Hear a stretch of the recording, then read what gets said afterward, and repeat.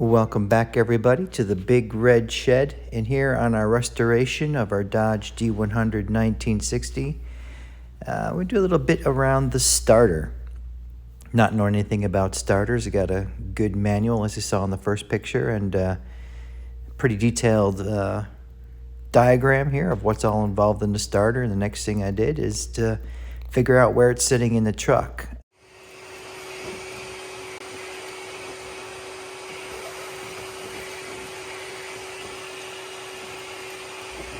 Here, just taking a few minutes to vacuum away some of the pine needles, cobwebs, all the other goodies here in the engine. And you can see on the lower right-hand side of the engine as you're looking at it is the area for the starter.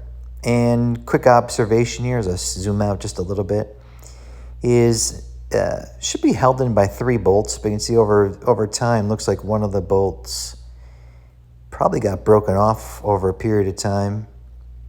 And actually 2 bolts holding it. And what's even interesting, looking in here, which I believe is the flywheel, it's packed quite a bit of debris. Can imagine from being 60 some years that this was probably serviced sometime. It is an Autolite and an MDU 6003. Very difficult to find this particular number out there, but I was able to locate them. I'll put those down in the comments. And here we're going to take some time. I'm going to clean this out here in a little bit, but let's pivot over to the starter itself. So got it out, 2 bolts, just lifts right out. And obviously you can tell it's pretty gummed up. A lot of debris, a lot of material. Obviously it looks mechanical. Something is stuck there. I don't know a whole lot about it, but trying to turn it here and not a lot happening. So I can tell I'm going to need to disassemble this. So I'm going to let that sit for a bit and pivot back over to the truck and vacuum it out to see what I'm working with.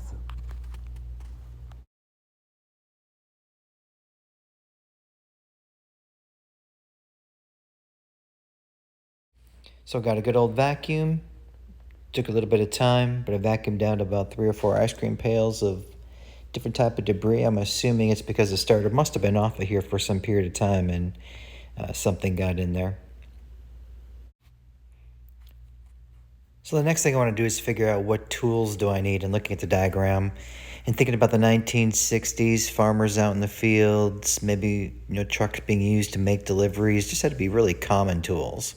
So a good old hammer, flat-end screwdriver, maybe a good crescent wrench, couple open-ended wrenches. As you can see, there's a couple of those bolts in there, and this should be all I need to get this taken apart. The cover, if you would, and you can see here there's just seems to be pretty good amount of grease and lubricant still inside of it, so it isn't like anything seems to be rusted shut as I open it up. And give you a little different side view here, and starting to peek inside of it. You can see that there's looks like some contacts. The contacts or the shoes are making contact with some the armature, according to the diagram, and as you can see, clearly needs to be cleaned up.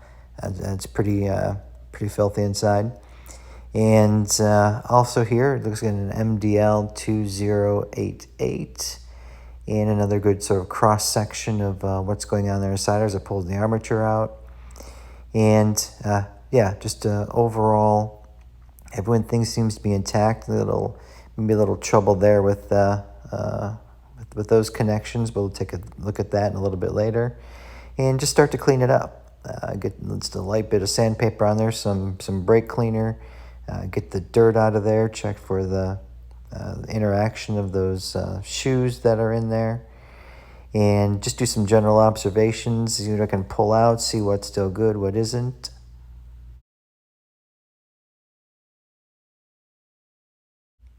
Here are a couple other pictures of the inside of the starter, the main pieces of the starter. I always find it really hard to find anything on YouTube or even on the internet sort of showing the pieces and parts and how it looks. And here I have the pretty much cleaned up mechanical parts here of the starter. So I'll put a link below in regards to what I've found from other people out there on this Bendix drive and how to get that reset and respun. The other point here is that this starter was not working when I pulled this off. No electrical connection, wasn't turning over, and not sure if I needed to send this in to get it rebuilt and etc. But do just what anybody would do in the 1960s and take it apart and see what mechanically was working and see what was flowing through from one part to the other. There's another gentleman out here who tests sort of the continuity of a starter, and that's a really good video, and I'll put a link to that too below. But let's see if it turns over the truck.